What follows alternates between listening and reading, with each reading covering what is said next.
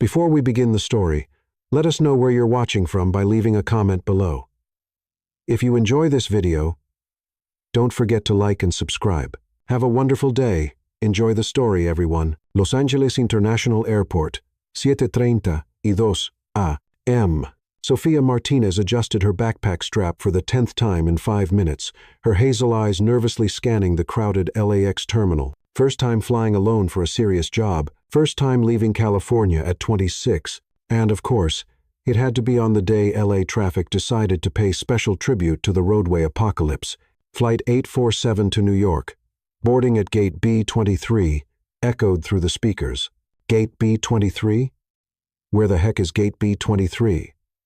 Sofia shot down the corridor, dodging hurried executives and families, loaded with luggage.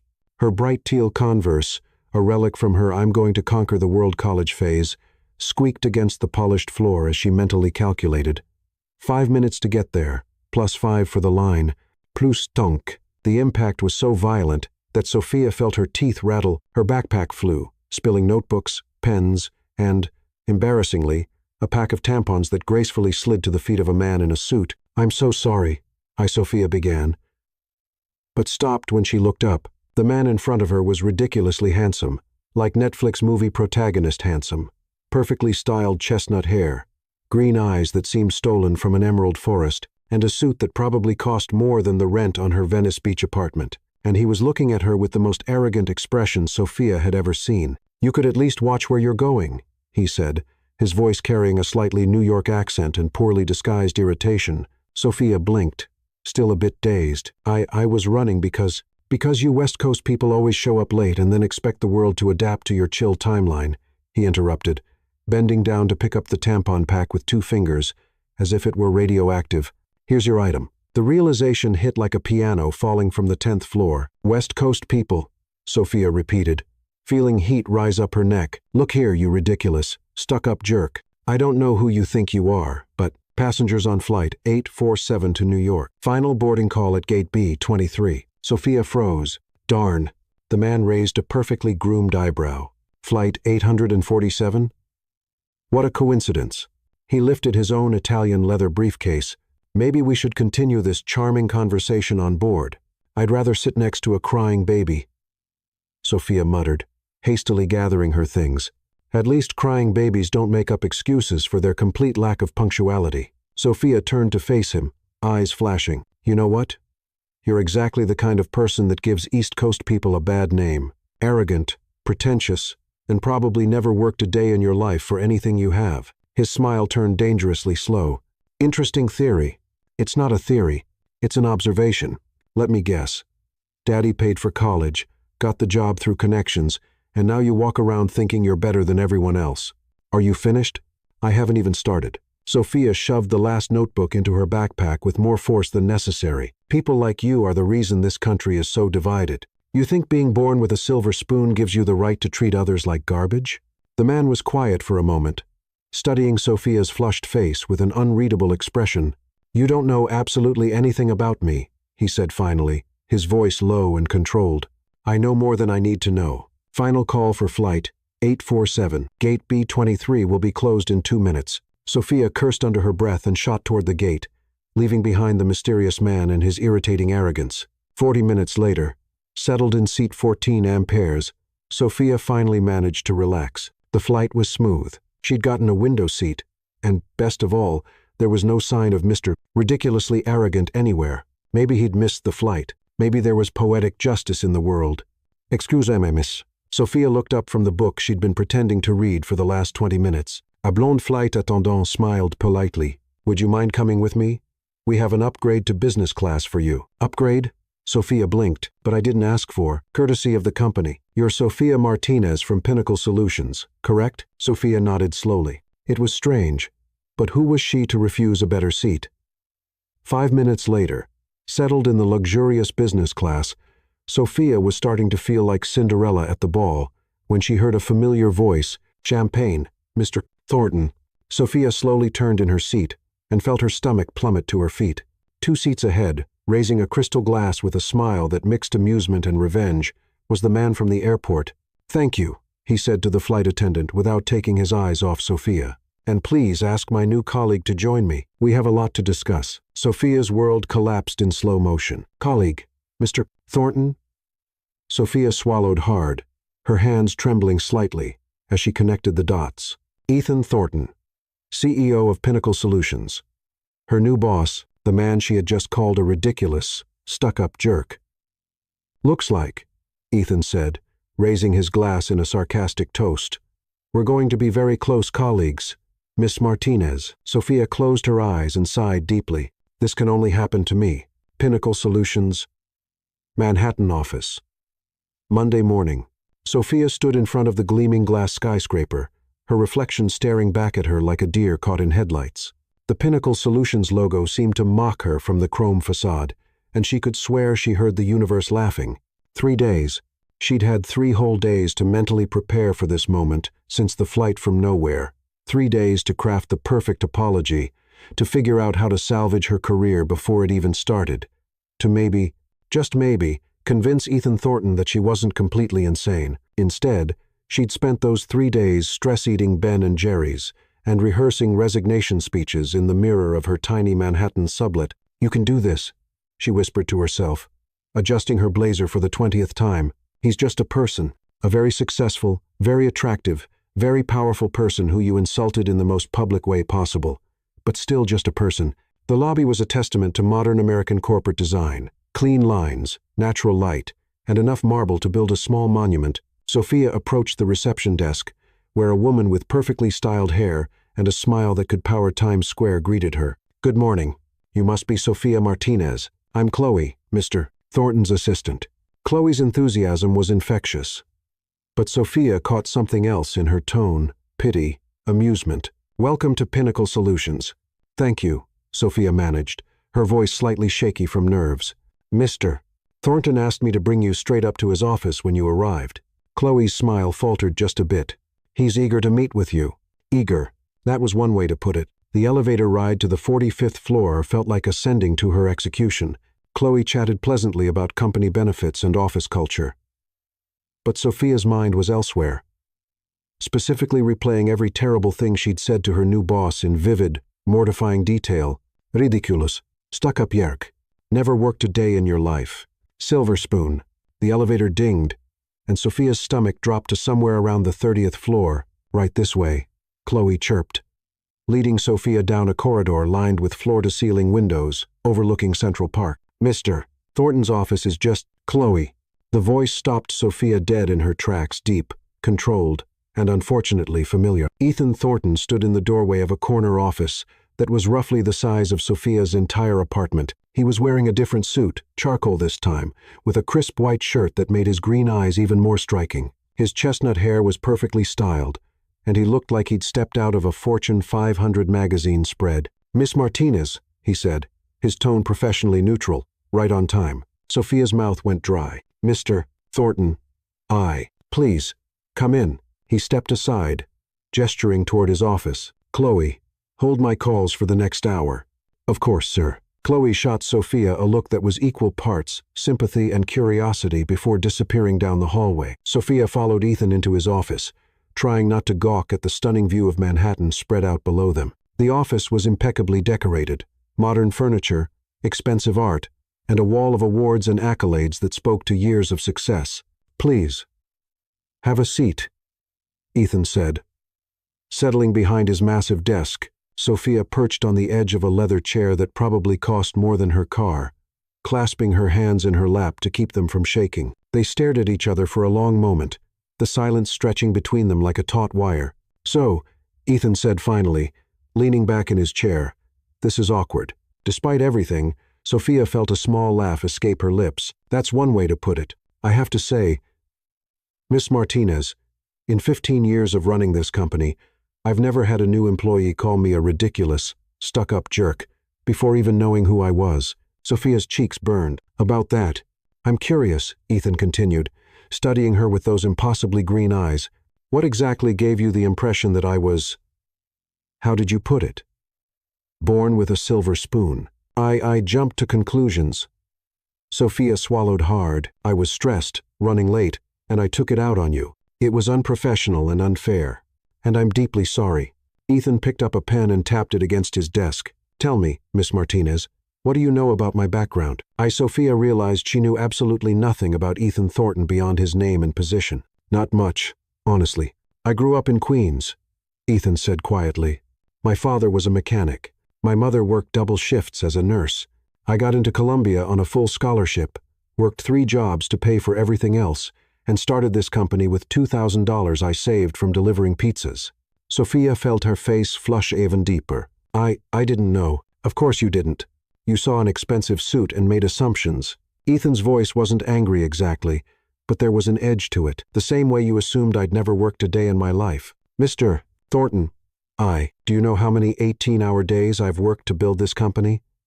How many weekends I've spent in this office instead of anywhere else? Sophia shook her head, feeling smaller by the second. I'm not telling you this to make you feel bad, Ethan said, his tone softening slightly. I'm telling you because I want you to understand something. I don't care where you come from, what your background is, or how much money your parents have. I care about one thing.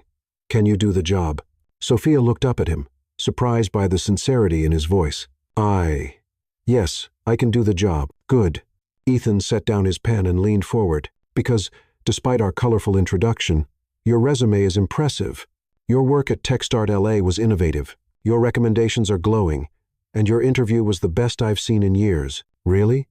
Sophia couldn't keep the surprise out of her voice. Really, which is why I'm willing to pretend the airport incident never happened. If you are, Sophia blinked. You're not firing me? For the first time since she'd met him, Ethan's expression softened into something that might have been amusement.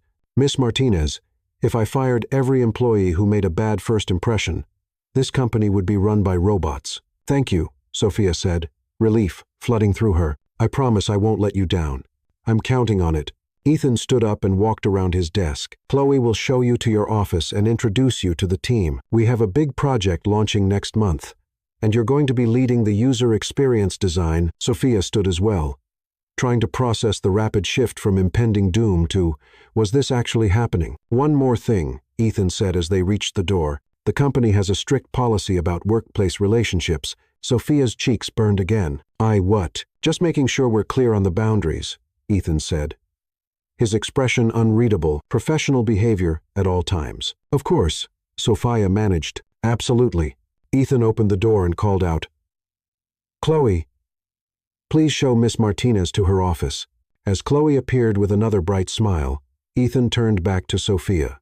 Welcome to Pinnacle Solutions, Miss Martinez.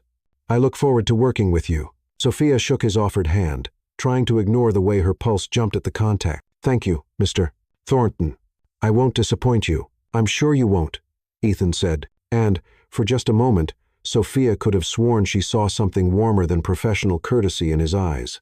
As Chloe led her away, Sophia caught Ethan watching her through his office window, his expression thoughtful. Maybe this job wouldn't be the disaster she'd imagined after all. But, as she settled into her new office, which had an amazing view of the city and was bigger than her entire college dorm, Sophia couldn't shake the feeling that Ethan Thornton was far more complicated than she'd initially thought, and that scared her almost as much as it intrigued her.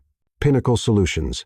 3 weeks later, Sophia stared at her computer screen, the cursor blinking mockingly on the empty presentation slide. The Horizon project, Pinnacle Solutions' biggest client launch in 5 years, was due for review in exactly 4 hours, and she was nowhere near ready. Come on, Martinez, she muttered to herself, downing her 4th cup of coffee. You've got this. It's just the most important presentation of your career, in front of the most intimidating CEO in Manhattan. No pressure. The open plan office buzzed with its usual Monday morning energy around her, but Sophia felt like she was in a bubble of panic. Her team had been working around the clock for 3 weeks. And, while the user interface design was solid, something was missing, that spark that would make Mr. Thornton actually impressed, rather than just professionally satisfied. Rough morning? Sophia looked up to find Lucas Rivera, the lead developer, approaching with 2 cups of coffee and a sympathetic smile. Lucas had been her lifeline since day one. Funny, brilliant, and completely immune to office politics. Define rough, Sophia said, accepting the coffee gratefully. On a scale of mild turbulence to engine failure at 30,000 feet, I'm somewhere around oxygen masks have deployed. Lucas laughed, settling into the chair across from her desk. The Horizon presentation? The Horizon presentation, Sophia confirmed. I've redesigned the user flow 6 times. And it's still not right. There's something missing, but I can't figure out what. Maybe you're overthinking it, Lucas suggested. Sometimes the best solutions are the simplest ones. Before Sophia could respond, a familiar voice cut through the office chatter. Good morning, everyone. Sophia's head snapped up to see Ethan walking through the office, his usual confident stride carrying him between the desks. He was wearing a charcoal gray suit today, and his chestnut hair was slightly mussed, as if he'd been running his hands through it. Morning, Mr. Thornton, several voices called out. Ethan nodded in acknowledgement, but his eyes found Sophia's across the room. For just a moment, their gazes locked, and Sophia felt that familiar flutter in her chest that she'd been trying to ignore for 3 weeks. Miss Martinez, Ethan said, approaching her desk. How's the Horizon project coming along? It's progressing, Sophia said quickly, minimizing the empty slide on her screen. I'll have everything ready for the 4 review. I'm sure you will, Ethan said, but Sophia caught something in his tone. Was that doubt? Actually, I wanted to discuss some adjustments to the timeline. Sophia's stomach dropped. Adjustments? My office. 10 minutes, Ethan said, then turned to Lucas. Rivera, I'll need you there, too. We might need to pivot the development approach. As Ethan walked away, Sophia felt her carefully constructed confidence crumble. Lucas gave her a reassuring pat on the shoulder. Hey, it's probably nothing, he said. Maybe he just wants to move the deadline up. Or maybe he's realized I'm completely in over my head, Sophia muttered. 10 minutes later, Sophia found herself back in Ethan's corner office, this time with Lucas beside her and a conference table covered in project documents. Ethan was pacing behind his desk, his usual composed demeanor showing cracks of frustration. I just got off the phone with Horizon Enterprises, Ethan said without preamble. They're concerned about the user experience flow. Apparently, their CEO tried the beta version and found it unintuitive. Sophia's heart sank. Unintuitive. Her exact words were, confusing and unnecessarily complicated, Ethan said, finally stopping his pacing to look at both of them. We have 48 hours to fix this, or we lose the contract. 48 hours? Lucas's voice cracked slightly. Mr. Thornton, that's barely enough time to— I know what it is, Rivera, Ethan interrupted, his tone sharper than usual, which is why I'm pulling you both off everything else. This project is now your only priority. Sophia felt the weight of Ethan's expectation pressing down on her. What specifically did she find confusing? Ethan picked up a tablet and handed it to her. She recorded her user session. Maybe watching it will help. Sophia took the tablet, her fingers accidentally brushing Ethan's. The brief contact sent an unexpected jolt through her, and she quickly pulled her hand back, hoping neither man noticed her reaction. I'll review this and get back to you with solutions, Sophia said, her voice steadier than she felt. Good, Ethan said, but his green eyes lingered on her face. Sophia. The use of her first name caught her off guard. Yes, I know this is a lot of pressure, especially for someone new to the team, but I hired you because I believe in your abilities. Don't let doubt cloud your judgment. Sophia felt her cheeks warm at the unexpected encouragement. Thank you. I won't let you down. I know you won't, Ethan said, and for a moment, the professional mask slipped, revealing something warmer underneath. Lucas cleared his throat. Should we get started? Yes, Ethan said. The moment broken. Keep me updated every 4 hours. And, Lucas, make sure Miss Martinez gets whatever resources she needs. Will do. Boss. As they headed for the door, Ethan called out. She turned back, heart hammering. Yes? Try not to drink yourself to death on coffee. You're no good to anyone if you're vibrating out of your skin. Despite the stress, Sophia found herself smiling. I'll try to limit myself to a reasonable amount of caffeine. Good, Ethan said, and Sophia could have sworn she saw the ghost of a smile on his lips. Back at her desk, Sophia dove into the user session recording, with Lucas looking over her shoulder. Watching the Horizon CEO navigate through their interface was like watching a slow-motion car crash. Oh no, Sophia whispered as the CEO clicked the wrong button for the 3rd time. Yeah, that's not good. Lucas agreed. She's trying to access the dashboard, but our navigation is sending her to the settings menu. The whole flow is backwards. Sophia realized, her designer brain suddenly clicking into gear. We're thinking like developers, not users. Look, she's trying to complete tasks in the order that makes sense to her, but we've organized everything by technical function. Lucas nodded slowly. So, We need to reorganize the entire interface around user goals, not system architecture. Exactly. Sophia felt the first spark of genuine excitement she'd had all morning. But that means rebuilding basically everything. In 48 hours, Lucas added grimly. In 48 hours, Sophia looked at the clock. 11:30 a.m. Then she looked at Lucas, who was already rolling up his sleeves. You thinking what I'm thinking? Lucas asked. Pizza, energy drinks, and no sleep until Wednesday. Sophia said, I was thinking more like Chinese food. But yeah, same general idea. Let's do this, Sophia said, pulling up a fresh design file. Time to save the Horizon project. What followed was the most intense 36 hours of Sophia's professional life. She and Lucas barely left the office, surviving on takeout and determination. The cleaning crew found them passed out at their desks Tuesday morning, surrounded by empty coffee cups and crumpled design printouts. By Tuesday evening, they had a completely reimagined interface that flowed like a story rather than a technical manual. Sophia's eyes were bloodshot, and her hair was held up with 2 pencils, but as she clicked through the new user flow, she felt a surge of pride. This is it, she whispered to Lucas, who was debugging the last few functions. This is what was missing. It's beautiful, Lucas agreed, his voice hoarse from exhaustion. Intuitive, clean, elegant. The Horizon CEO is going to love it. Sophia glanced at the clock. 8:47 p.m. The presentation was scheduled for 9 a.m. Tomorrow. One more run-through? She asked. One more run-through, Lucas confirmed. As they clicked through the interface for the 20th time, Sophia became aware of a presence behind them. She turned to find Ethan standing there. His tie loosened and his sleeves rolled up. How long have you been standing there? Sophia asked. Long enough to see what you've built, Ethan said, his voice quiet with something that might have been awe. Sophia, this is incredible. Really? Sophia felt her heart leap. Really? Ethan stepped closer, his eyes on the screen. May I?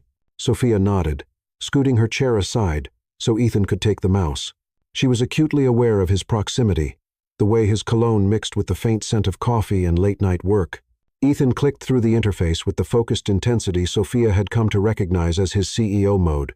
But, as he navigated the redesigned flow, she watched his expression shift from professional evaluation to genuine surprise. You completely restructured the user journey, he said, glancing at her. This isn't just a design change. You reconceptualized the entire product philosophy. The original design was thinking like engineers, Sophia explained, her exhaustion making her bolder than usual. But users don't think like engineers. They think like humans. Ethan turned to look at her fully, and Sophia suddenly became aware of how close they were sitting. She could see the flecks of darker green in his eyes, the way his hair fell slightly over his forehead. This is exactly what Horizon Enterprises needs, Ethan said softly. Sophia, you might have just saved the company's biggest contract. We saved it, Sophia corrected, gesturing to Lucas. I couldn't have done the technical implementation without. She turned to find Lucas's chair empty and a note on the desk. Gone home to sleep. You two can handle the final review. Great work, team. Sophia felt her cheeks burn. When did he leave? About 5 minutes ago, Ethan said, and Sophia caught something in his tone that made her pulse quicken. I think he wanted to give us space to go over the final details. Final details, Sophia repeated, suddenly very aware that they were alone in the office. Final details, Ethan confirmed, but he made no move to step away from her desk. For a moment, they just looked at each other, the weight of 3 weeks of professional tension and carefully ignored attraction hanging between them. Sophia, Ethan said quietly, I need to tell you something. Yes? What you've accomplished here, it's not just good work, it's inspired work. You've exceeded every expectation I had. Sophia felt her heart hammering against her ribs. Thank you. And Ethan paused, seeming to wrestle with something. I need you to know that this has nothing to do with your performance review. What has nothing to do with your performance review? Instead of answering, Ethan reached out and gently tucked a strand of Sophia's hair behind her ear. The gesture was so tender, so unexpected, that Sophia felt her breath catch. You have a pencil in your hair, Ethan said softly, his fingers still near her cheek. 2 pencils, actually, Sophia whispered. 2 pencils, Ethan repeated, and Sophia could have sworn his voice was rougher than usual. They were definitely going to kiss. Sophia could feel it in the way Ethan's eyes dropped to her lips, in the way the air between them seemed to thicken. And then Ethan's phone rang. They sprang apart like teenagers caught by their parents, Ethan fumbling for his phone while Sophia tried to remember how to breathe. "Thornton," Ethan answered, his voice carefully controlled. Sophia couldn't hear the other side of the conversation, but she watched Ethan's expression shift back to professional mode. "Yes, I'll be there in 20 minutes, Ethan said. "No, reschedule the morning meeting. We'll need to present to Horizon at 10 instead of 9. He hung up and turned back to Sophia. But the moment was broken. "Board meeting," Ethan said, straightening his tie. "I need to brief them on the Horizon situation before tomorrow's presentation." "Of course," Sophia said, trying to ignore the disappointment in her chest. Ethan gathered his jacket but paused at the door. "Sophia." "Yes? Get some sleep. Tomorrow is going to be a big day." "I will," Sophia promised. "And Sophia." "Yes? Thank you for everything." After Ethan left, Sophia sat alone in the quiet office, staring at the interface they'd built together. Her reflection looked back at her from the black screen, and she could still feel the ghost of Ethan's touch on her cheek. Tomorrow's presentation would make or break the Horizon project. But as Sophia finally packed up her things and headed home, she couldn't shake the feeling that something much more important than a business contract was hanging in the balance. The question was, what were they going to do about it? Pinnacle Solutions. Wednesday morning, Sophia stood in the ladies' room mirror at 8:30 a.m., trying to make herself look like someone who hadn't spent the last 48 hours living on coffee and determination. The concealer was doing its best to hide the dark circles under her eyes, but there was only so much makeup could accomplish. "You can do this," she whispered to her reflection, adjusting her navy blazer for the 100th time. "It's just a presentation to the CEO of Horizon Enterprises and the entire Pinnacle Solutions Board of Directors and your boss who you almost kissed 12 hours ago." Her phone buzzed with a text from Lucas. "Presentation looks perfect on the main screen. You're going to kill it. Try not to actually die of nerves first. Your favorite developer." Sophia smiled despite her anxiety. Lucas had arrived at 7 a.m. to make sure all the technical elements were flawless. Bless his caffeinated soul. Another text popped up, this one from her sister Isabella back in LA. "Mom made me promise to tell you she's lighting a candle for your big presentation. Also, she wants to know if your boss is single. I told her to focus on the career thing first. Good luck, sis." Sophia laughed, feeling some of the tension ease from her shoulders. Her family might be 3,000 miles away, but they were definitely with her in spirit. She checked her watch. 8:45 a.m. The presentation was scheduled for 10 a.m., which gave her just enough time to do one final run-through and maybe consume one more strategically timed cup of coffee. Sophia gathered her courage and headed for the elevator. Riding up to the executive conference room on the 47th floor, the morning Manhattan skyline stretched out beyond the floor-to-ceiling windows, and for a moment, she allowed herself to feel proud of how far she'd come. The conference room was already bustling with activity. Lucas was at the main console, running through the presentation slides with the focused intensity of a NASA mission control specialist. Chloe was arranging materials at each seat, her usual cheerful efficiency tinged with the nervous energy that preceded big meetings.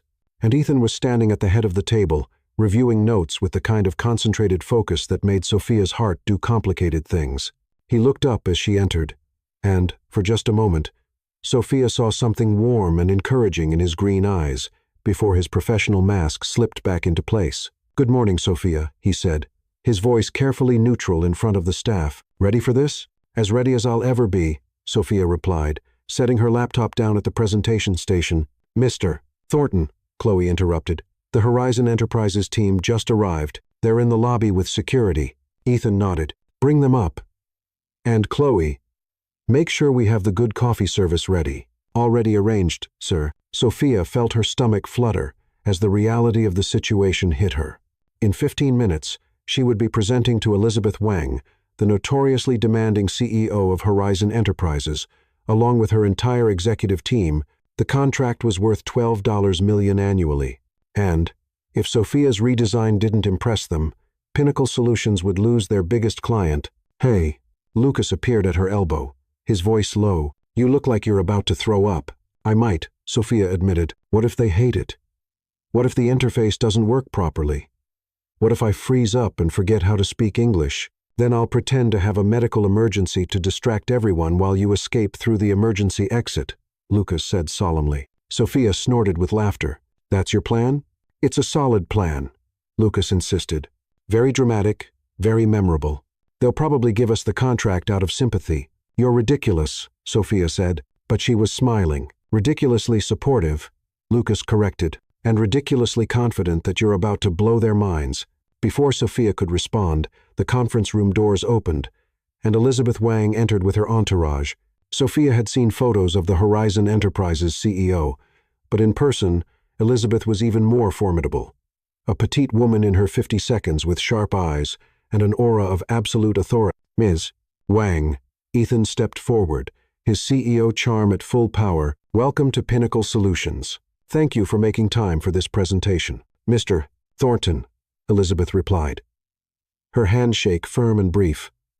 I hope you have solutions for me. My team is not impressed with the current user experience. I think you'll find we've made significant improvements, Ethan said smoothly. Let me introduce Sofia Martinez, our lead UX designer, and Lucas Rivera, our lead developer. They've been working around the clock to address your concerns. Elizabeth's gaze shifted to Sophia, and Sophia felt like she was being evaluated by a particularly intelligent hawk. Ms.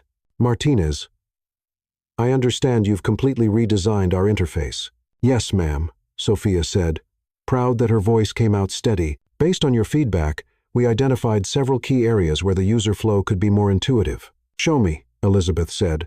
Taking a seat at the conference table, Sophia glanced at Ethan, who gave her an almost imperceptible nod of encouragement. She took a deep breath and clicked to the first slide. The primary issue with the original design was that it was organized around technical functions rather than user goals. Sophia began, her confidence growing as she moved into familiar territory. When you tried to access your dashboard, the system was expecting you to navigate through settings and preferences first. Elizabeth leaned forward slightly. Go on. So, we completely restructured the information architecture, Sophia continued, clicking to a comparison slide. Instead of thinking like engineers, we designed the flow around how CEOs actually work. Sophia walked them through the new interface, explaining each decision and demonstrating the improved user flow. She could see Elizabeth's expression shift from skeptical to intrigued as the presentation progressed. The key insight, Sophia said, pulling up the final demonstration, was that executive users don't want to configure software. They want to accomplish goals. So, we made the interface predictive rather than reactive. Elizabeth stood up and moved closer to the screen. May I try it myself? Of course, Sophia said, handing her the tablet. The room fell silent as Elizabeth navigated through the interface. Sophia watched every click, every swipe, every micro-expression on the CEO's face. Out of the corner of her eye, she could see Ethan watching too, his jaw tight with concentration. After what felt like an eternity, Elizabeth looked up. This is exactly what I was looking for. Sophia felt her knees go weak with relief. Really? Really, Elizabeth confirmed, a smile breaking across her previously stern features. The flow is intuitive. The design is clean, and, most importantly, it thinks like I think. She turned to Ethan. Mr. Thornton, I'm impressed. This is a significant improvement over the original design. Sophia deserves all the credit, Ethan said, and Sophia felt her heart skip at the pride in his voice. She reconceptualized the entire product philosophy. Well, Miss Martinez, Elizabeth said, extending her hand, you've earned Horizon Enterprises' continued partnership. We'll be signing the contract extension this afternoon. The room erupted in quiet congratulations and relieved laughter. Sophia shook Elizabeth's hand, still hardly believing it was real. There is one thing, Elizabeth added, and Sophia's stomach clenched. We'd like to implement this new interface across all our subsidiary companies. Would Pinnacle be interested in expanding the contract? Ethan's eyes widened. How much of an expansion are we talking about? Triple the current value, Elizabeth said casually. $36 million annually. Sophia felt the room spin slightly. $36 million. She just helped land a $36 million contract.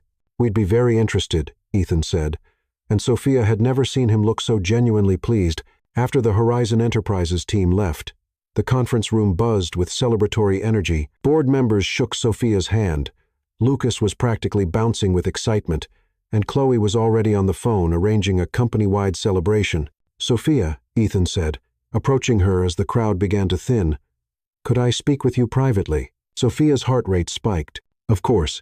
Ethan led her to his office, closing the door behind them. The sudden quiet felt intimate after the chaos of the morning. I need to thank you, Ethan said, turning to face her. "What you accomplished today, it's extraordinary." "I was just doing my job," Sophia said, though she felt her cheeks warm at the praise. "No," Ethan said firmly. "You went far beyond your job. You saved this company's most important relationship and potentially secured our future for the next 5 years." Sophia looked down at her hands, suddenly shy. "I couldn't have done it without Lucas or without you believing in me." "Sophia," Ethan said softly, and she looked up to find him closer than she'd expected. "I need you to know something." "What?" "What happened last night?" "That wasn't professional." Sophia's pulse quickened. "No, it wasn't, and I can't promise it won't happen again." Sophia swallowed hard. "I can't promise that either." Ethan reached out and gently cupped her face, his thumb brushing across her cheek. "You have no idea how proud I am of you right now, Sophia," Sophia whispered, her professional resolve crumbling. "I know we said professional boundaries," Ethan said, his voice rough. "I know there are policies and complications and 100 reasons why this is a bad idea, but," Sophia prompted, her heart hammering. "But I can't stop thinking about you," Ethan admitted. "I can't stop thinking about last night, about the way you look when you're focused on a problem, about how brilliant you are." Sophia felt like she was standing on the edge of a cliff, looking down at either the best or worst decision of her life. "Ethan, I'm not asking you to make any decisions right now," Ethan interrupted. "I just need you to know that this, whatever this is, it's not going away." Before Sophia could respond, Ethan leaned down and kissed her. It was nothing like the almost kiss from the night before. This was deliberate, confident, and absolutely devastating. Sophia's hands found their way to Ethan's chest, feeling the steady beat of his heart beneath her palms. When they finally broke apart, both breathing hard, Sophia felt like her entire world had shifted. "That was definitely not professional," Sophia said, her voice shaky. "Definitely not," Ethan agreed, his forehead resting against hers. "We should probably talk about this," Sophia said. "We should," Ethan confirmed, "but not here. Not in the office. Are you asking me out, Mr. Thornton?" Ethan's smile was soft and genuine. "I'm asking you to have dinner with me, Sophia, somewhere we can talk without worrying about board meetings and project deadlines." Sophia looked into his green eyes and saw something she'd never expected to find in her intimidating CEO. Vulnerability, hope, something that looked remarkably like love. "Okay," she said softly. "Okay, I'll have dinner with you." Sophia smiled. "But I have one condition." "What's that?" "We don't talk about work at all." Ethan laughed, and Sophia realized it was the first time she'd heard him laugh without any reservation. "Deal. Though I have to warn you, I'm not that interesting when I'm not being a CEO. "I find that hard to believe," Sophia said. "We'll see," Ethan said, stepping back reluctantly. "There's a little Italian place in the village that makes the best carbonara in the city. Are you free tonight?" "I think I can pencil you in," Sophia said, trying to sound casual despite the fact that her heart was doing gymnastics. "Good," Ethan said, his hand finding hers. "Because I have a feeling this is going to be much more interesting than any board meeting." As Sophia headed back to her desk, she felt like she was walking on air. She'd landed the biggest contract in company history, proven herself as a designer, and somehow managed to capture the attention of the most fascinating man she'd ever met. Her phone buzzed with a text from Lucas. "Saw the boss walk you to his office. Please tell me you're not getting fired after your moment of triumph." Sophia typed back, "Definitely not getting fired. We'll explain later. But, Lucas, I think I'm in trouble." "Good trouble or bad trouble?" Sophia looked toward Ethan's office, where she could see him on the phone, probably already planning the expansion project. When he caught her looking, he smiled and gave her a small wave. "The best kind of trouble," Sophia typed back. As she settled back into her work, Sophia couldn't shake the feeling that today had changed everything. The Horizon project was just the beginning. She had no idea what came next.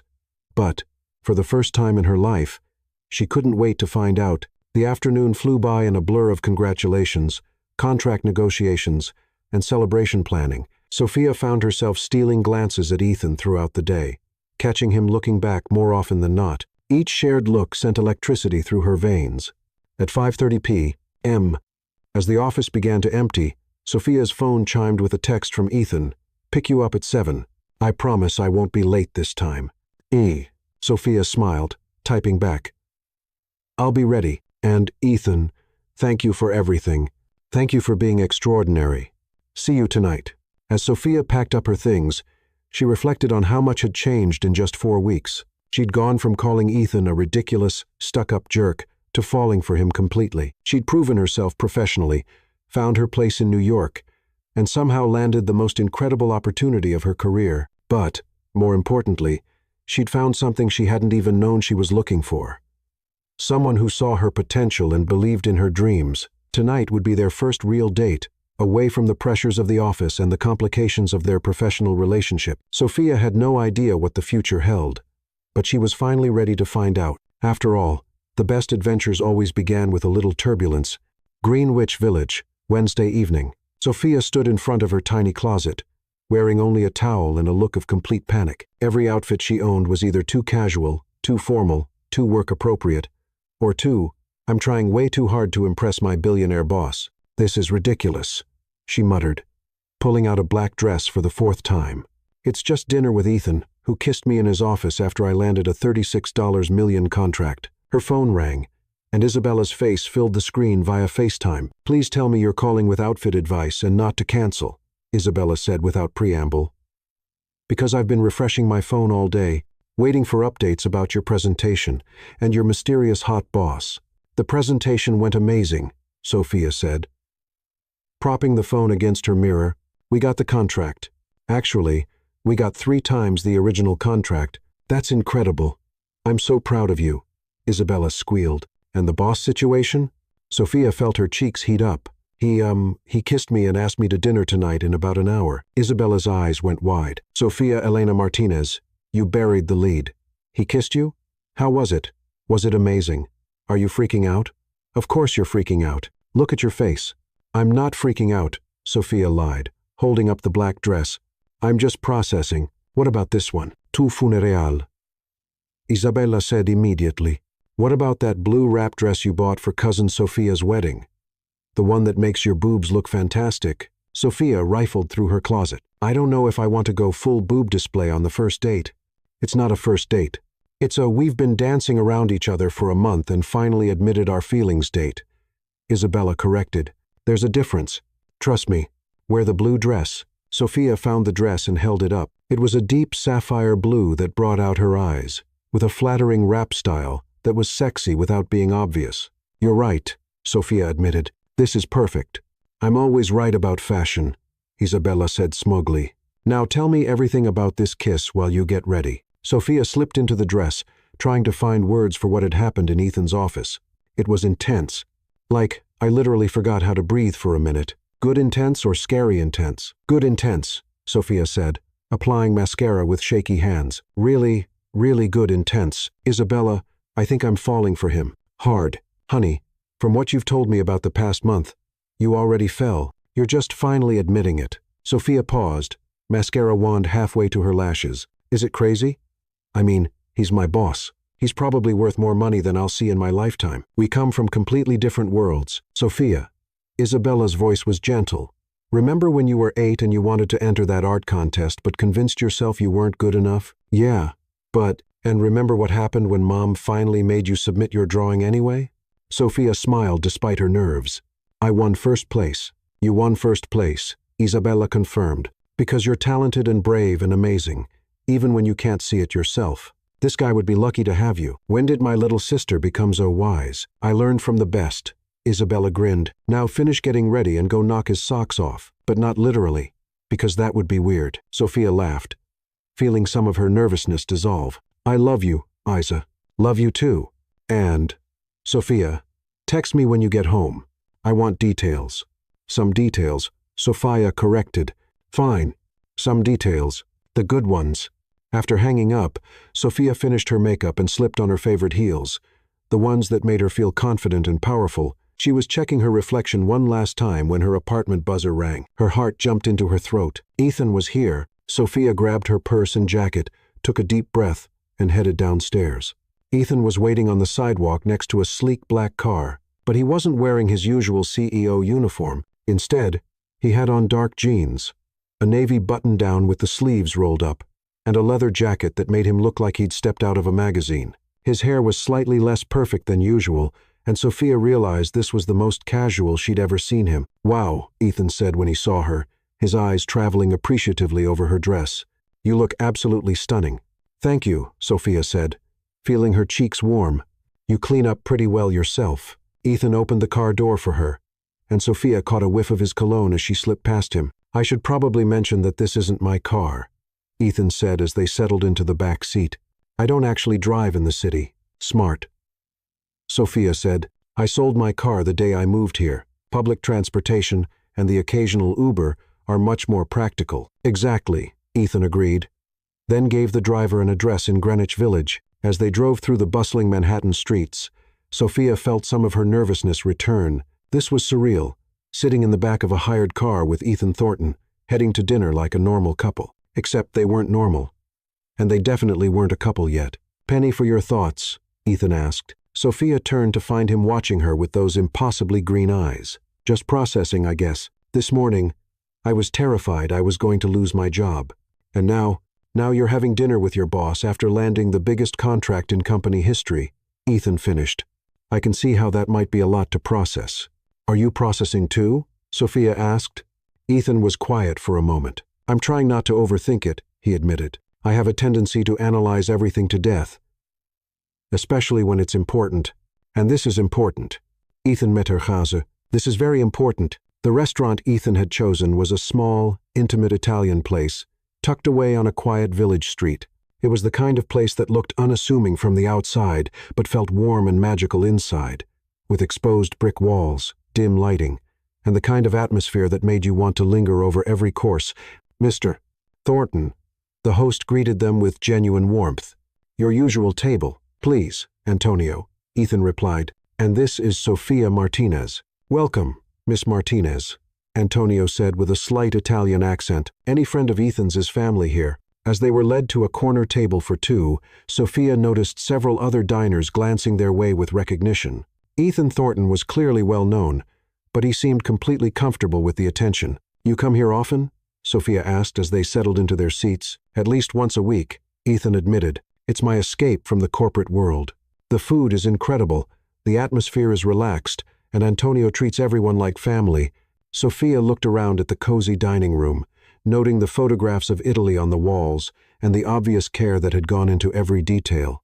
"It's perfect, very different from what I expected." "What did you expect?" "Something more, I don't know, fancy corporate. The kind of place where you need 3 forks and have to whisper." Ethan laughed, and Sophia loved the sound of it. "I save those places for business dinners. This is for when I actually want to enjoy myself." A server approached with menus and a wine list, but Ethan waved them away. "Trust me?" he asked Sophia. "With dinner?" "Absolutely."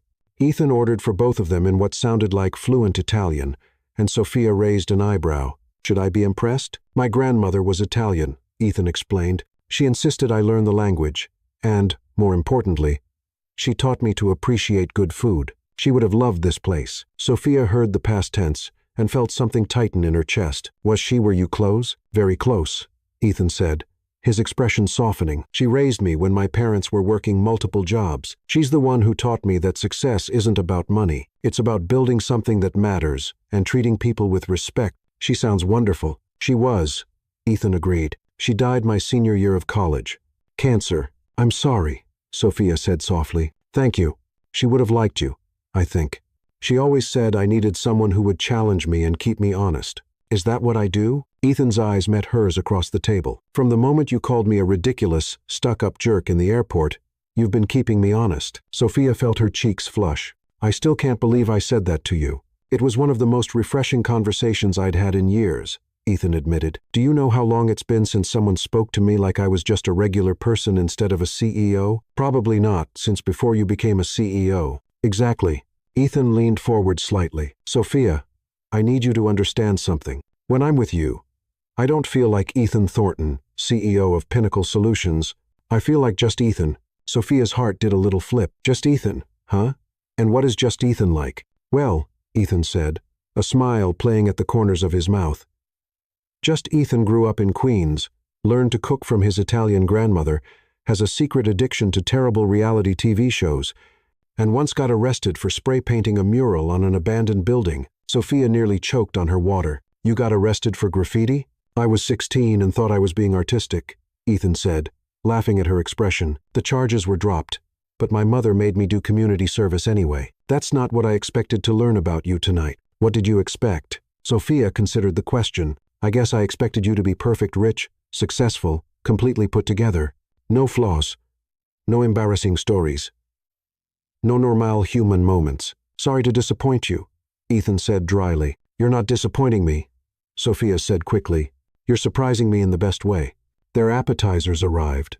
Fresh mozzarella with tomatoes and basil and some kind of seafood carpaccio that looked like art on a plate. Sophia took a bite and practically moaned with pleasure. This is incredible, she said. I think I need to know Antonio's life story. He'll tell it to you if you ask, Ethan said. He came here from Naples 30 years ago, with nothing but a suitcase and his grandmother's recipes. Sounds familiar, Sophia said, thinking of her own journey from California. Tell me about your family, Ethan said. I know you grew up in California, but that's about it. Sophia felt a warmth spread through her chest. My parents are amazing. Dad's a high school teacher, Mom's a nurse. They've been married 28 years and still act like newlyweds. It's disgusting and adorable. And my sister, Isabella, is the baby. But she's definitely the wise one in the family. She's finishing her master's in psychology and already has me completely figured out. Sophia paused. Actually, she was the one who convinced me to move to New York. Really? She said I was too comfortable in LA, that I needed to challenge myself. She was right, obviously. But I spent the first week here crying in my tiny apartment and eating way too much takeout Chinese food. Ethan's expression grew serious. What made you stay? Sophia thought about it. I realized that being scared meant I was doing something important, and I'd rather fail at something that mattered than succeed at something safe. That's exactly how I felt when I started Pinnacle, Ethan said quietly. Everyone told me I was crazy to leave my job at Goldman Sachs to start a tech company. But you did it anyway. I did it anyway, Ethan confirmed. Best decision I ever made. Their main courses arrived. Perfect carbonara for Ethan and an incredible seafood risotto for Sophia.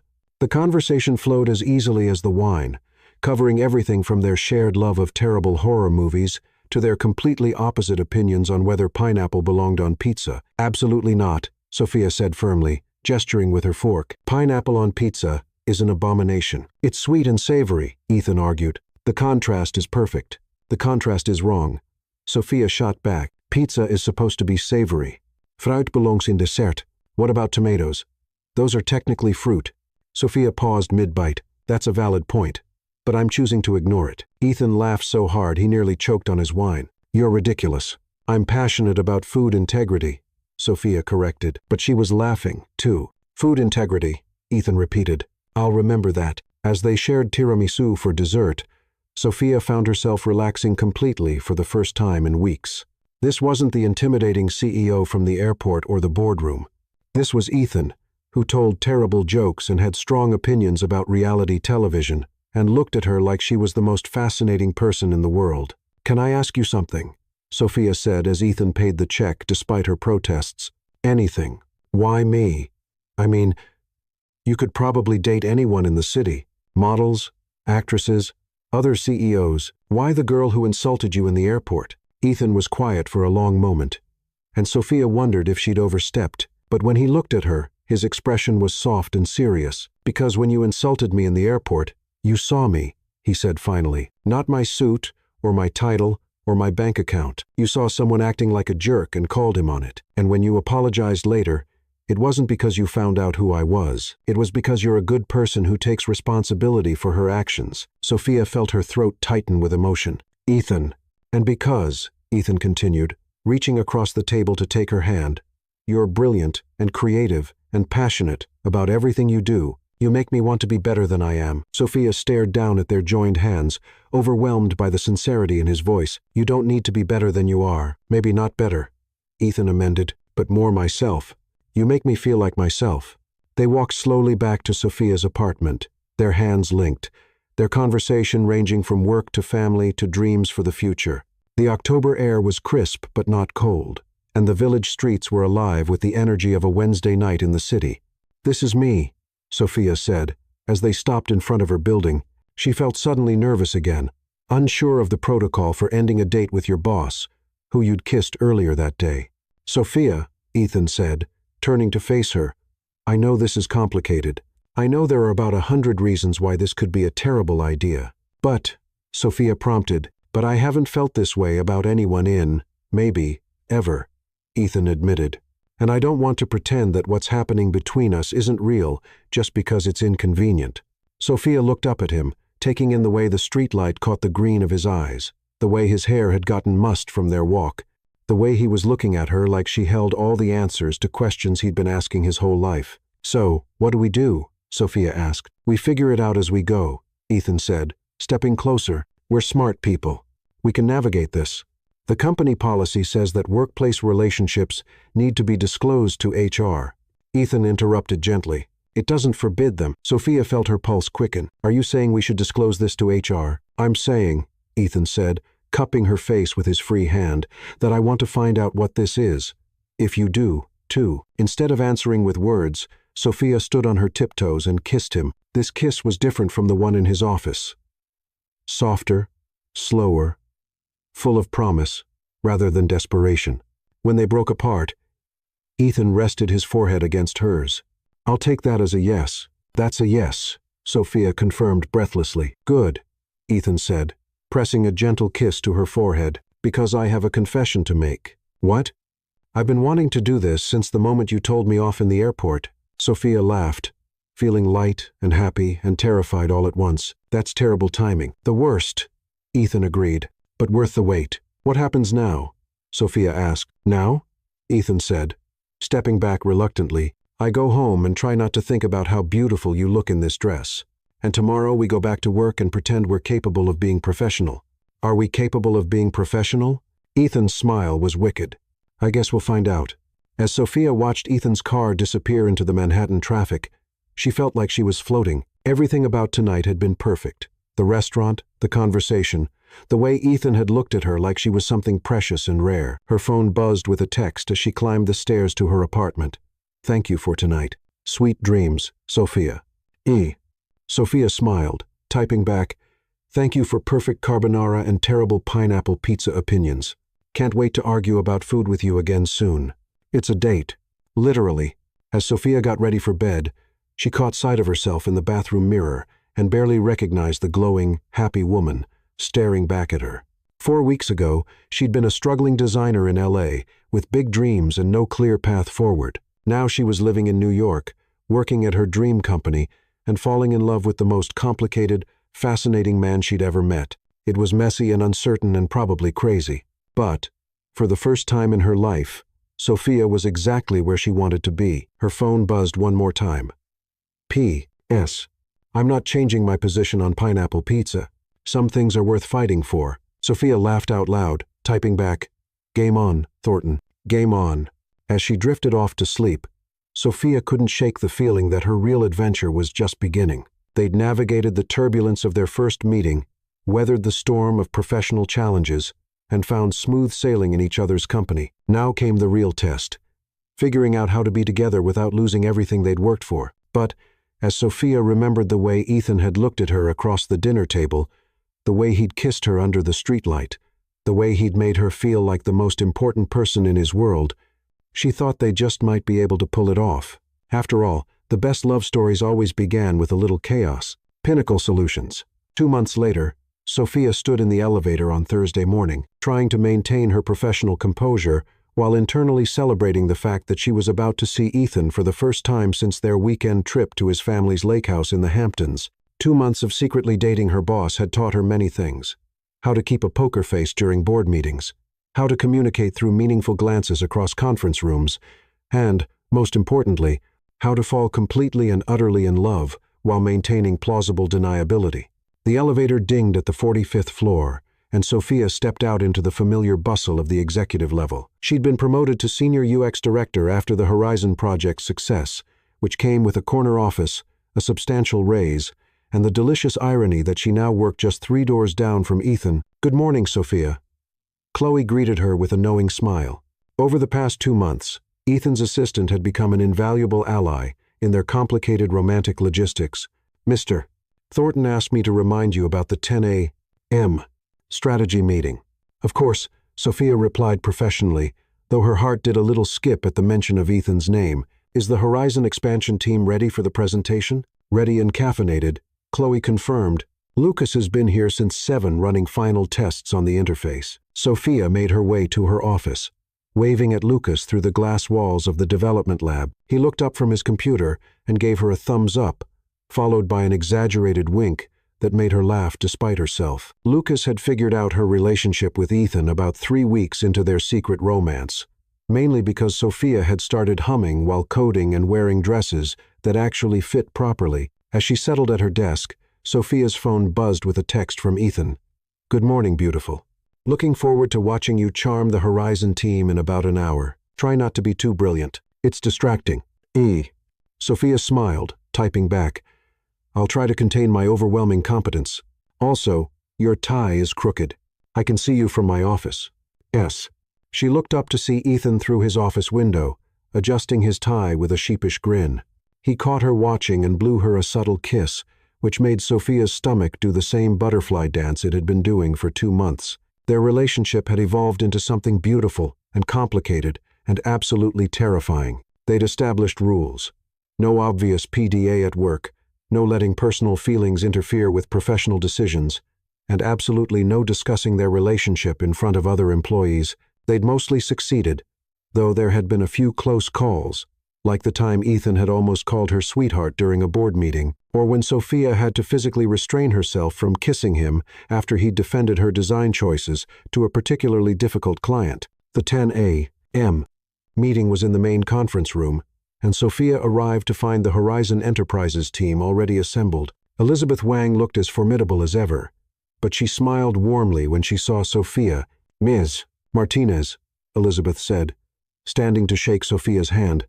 "I have to say, the preliminary results from our beta testing are extraordinary. Our user engagement is up 40% since implementing your interface design." "That's wonderful to hear," Sophia replied, feeling a surge of professional pride.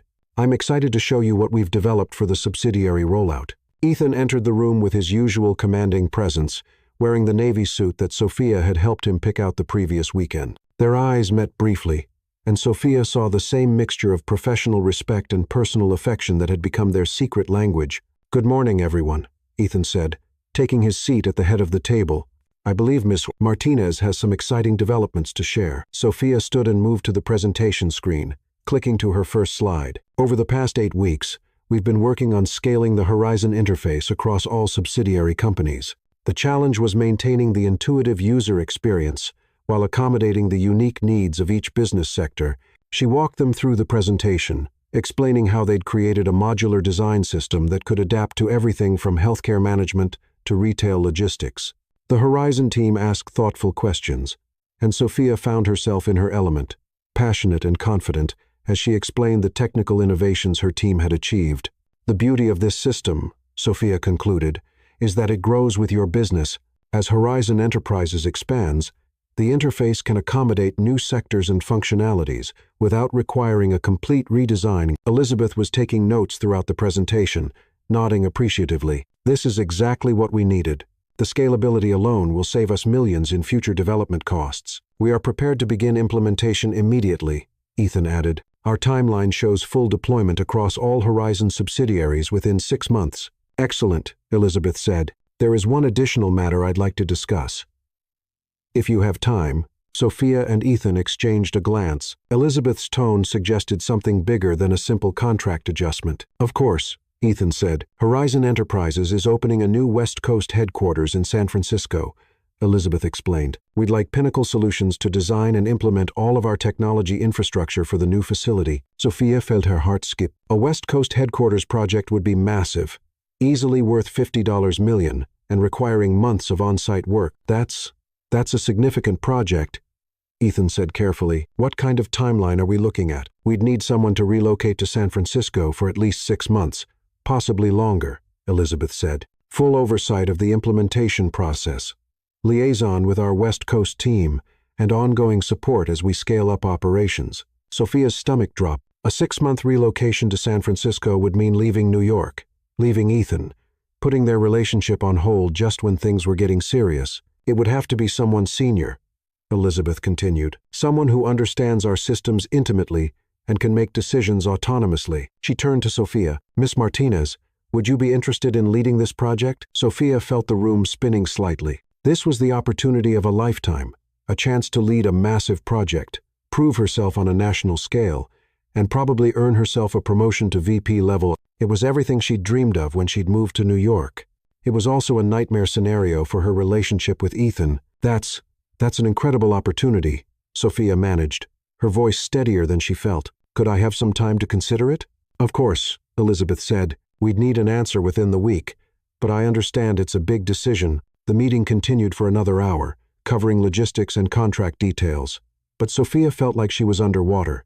She caught Ethan watching her with a concerned expression, but they couldn't exactly discuss their personal feelings in front of the Horizon team. After Elizabeth and her team left, Sophia found herself alone in the conference room with Ethan. The silence stretched between them, heavy with unspoken concerns. That was unexpected, Ethan said finally. That's one way to put it, Sophia replied, sinking into her chair. Ethan moved closer, his professional demeanor softening. Sophia, this is huge. Leading the Horizon West Coast project would establish you as one of the top UX designers in the country.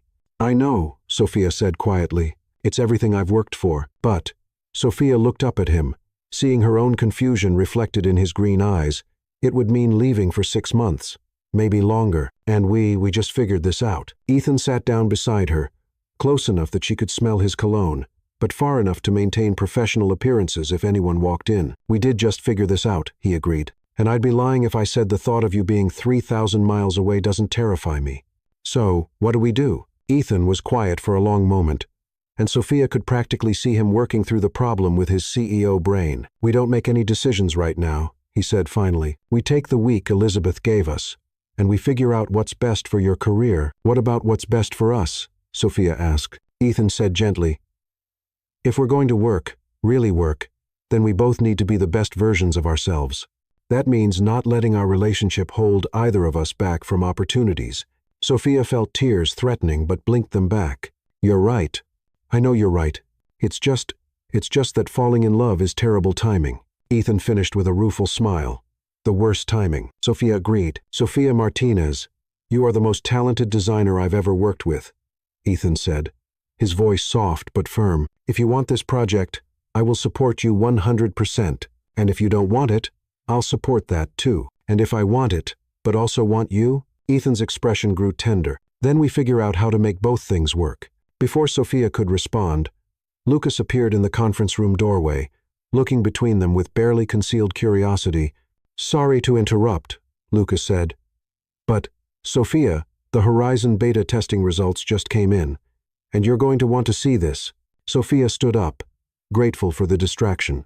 Good results or bad results? Record-breaking results. Lucas grinned. User satisfaction is at 96%. 96%.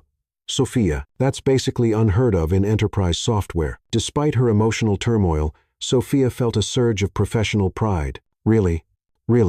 Elizabeth wasn't kidding about the engagement numbers. The interface you designed isn't just functional. It's actually making people enjoy using corporate software. Ethan stood up too, his CEO mode fully activated. Lucas, I want those numbers compiled into a full report. This is going to be huge for our reputation in the industry. Already on it, boss, Lucas said. Sophia, you're basically famous in tech circles right now. I've already gotten 3 LinkedIn messages from recruiters who want to poach you. Sophia felt Ethan's eyes on her, but she kept her expression professional. That's very flattering. Flattering and well-deserved, Ethan said. Lucas, can you make sure those reports get to the marketing team? I want to start leveraging this success for new client acquisition. Will do, Lucas said, then hesitated. Sophia, can I talk to you for a minute about the technical specifications for the next phase? Sophia nodded, following Lucas out of the conference room. As soon as they were out of earshot, Lucas grabbed her arm. Okay, what's wrong? He demanded. You just got the best user testing results in company history, and you look like someone canceled Christmas. Sophia glanced around to make sure they weren't being overheard. Elizabeth offered me the Horizon West Coast project. Lead position, 6-month relocation to San Francisco. Lucas's eyes widened. Holy crap, Sophia, that's incredible. That's, like, career-making incredible. I know, but Sophia sighed. It's complicated. Lucas studied her face, and Sophia watched as understanding dawned in his expression. It's Ethan, isn't it? You two are really serious. Sophia didn't bother denying it. Lucas had figured out most of their relationship anyway. We're serious. Really serious. And 6 months apart could kill it, Lucas finished. Yeah, I can see the problem. What would you do? Lucas considered the question seriously. Honestly, I'd probably take the job. Sophia, opportunities like this don't come around often. Especially in our industry. You're 26 years old. This could set you up for the rest of your career. But what about love? What about building something real with someone? What about building something real with yourself first? Lucas countered gently. Sophia, you're amazing at what you do. You deserve to see how far you can go. Sophia felt fresh tears threatening. When did life get so complicated? Probably around the time you fell for your billionaire boss, Lucas said with a sympathetic smile.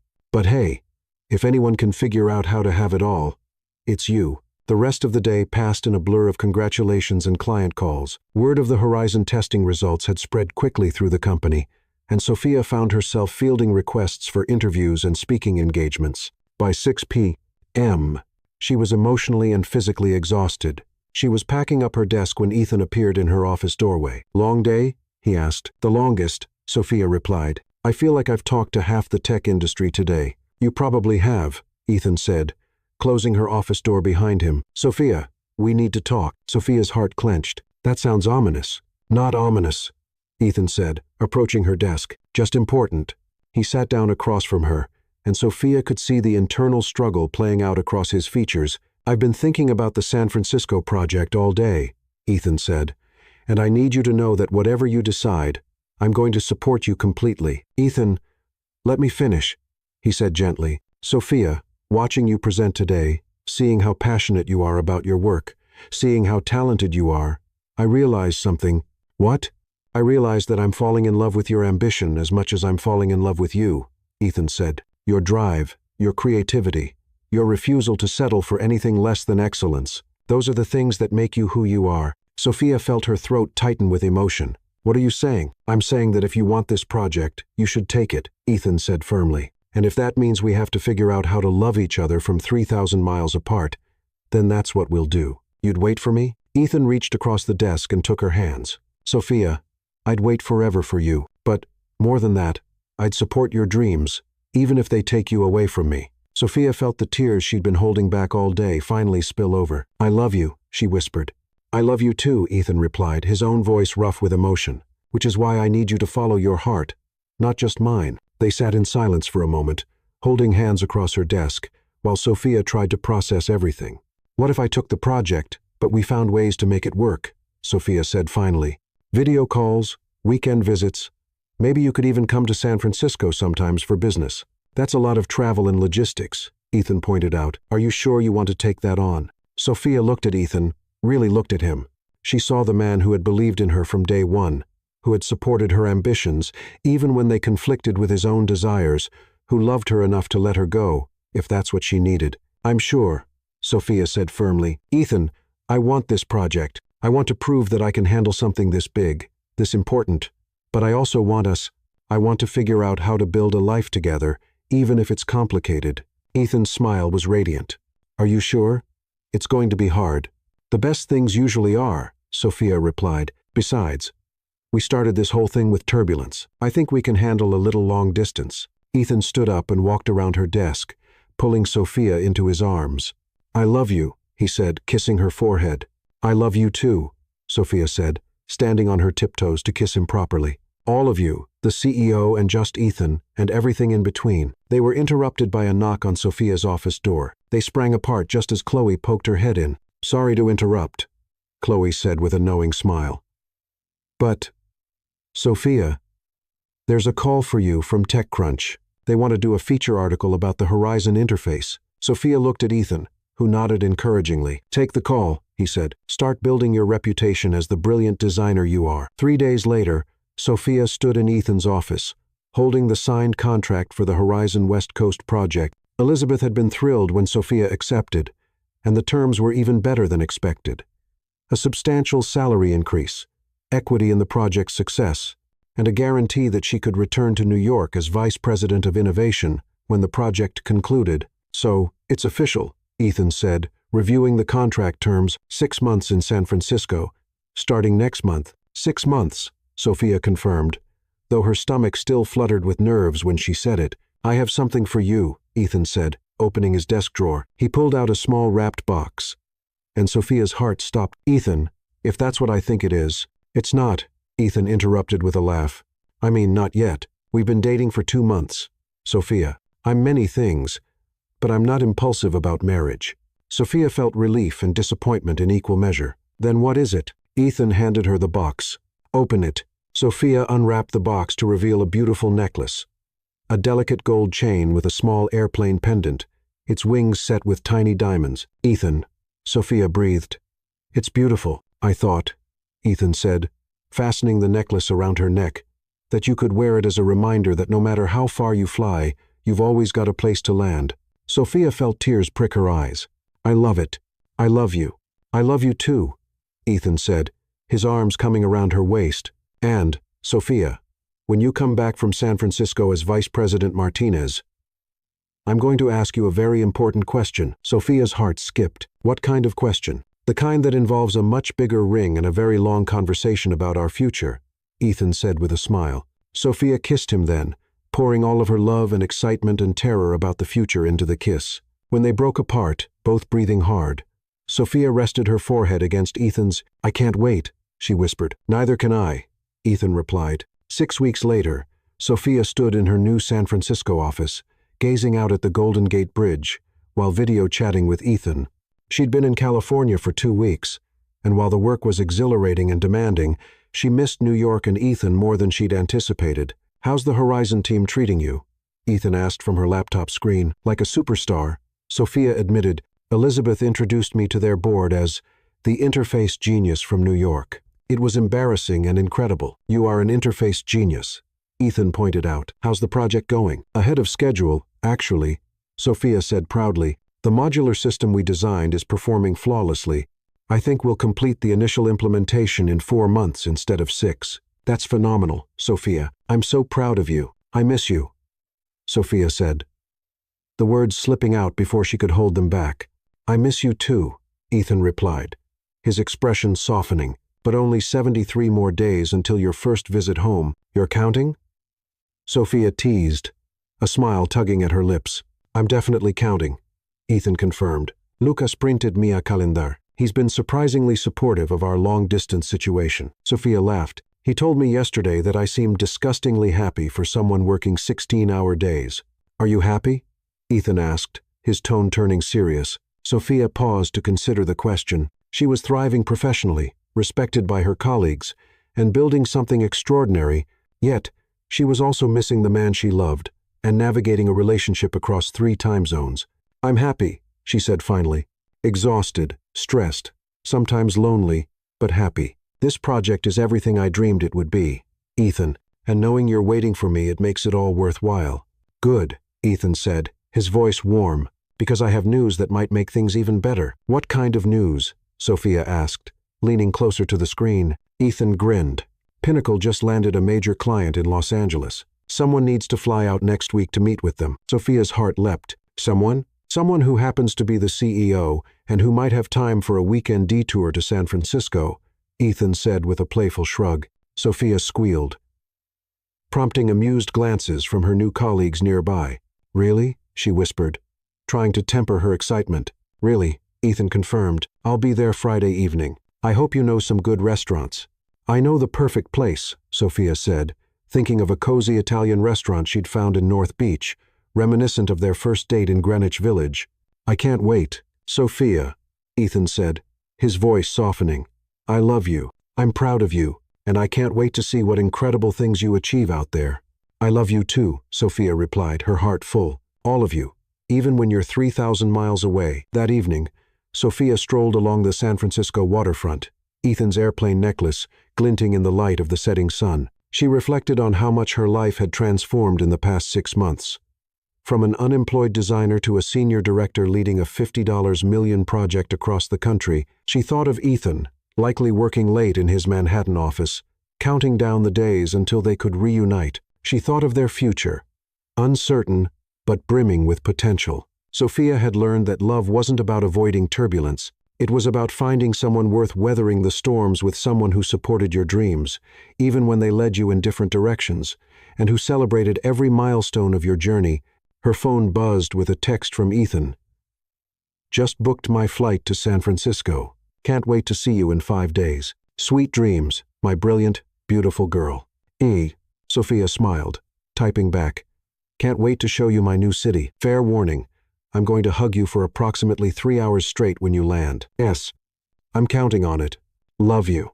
Love you, too. Always.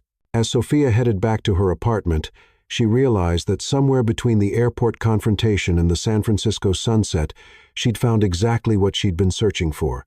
A career that challenged her, work that mattered, and a love that made everything possible.